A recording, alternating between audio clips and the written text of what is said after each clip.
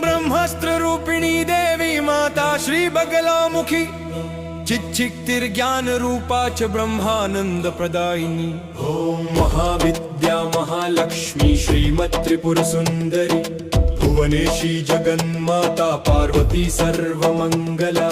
ललिता भैरवी शांता अन्नपूर्णा कुलेश्वरी वाराही छिन्नमस्ता च तारा काली सरस्वती। जगत पूज्या महामाया कामेशी भगमालिनी। दक्षपुत्री शिवंकस्था शिवरूपा शिवप्रिया सर्वसंपत्करी देवी सर्वलोकवशंकरी। वेद विद्या महापूज्या भक्ताद्वेषी भयंकरी। स्तंभरूपा स्तंभिनी च दुष्ट स्तंभनकारिणी। भक्त प्रिया महाभोगा श्री विद्या ललितांबिका।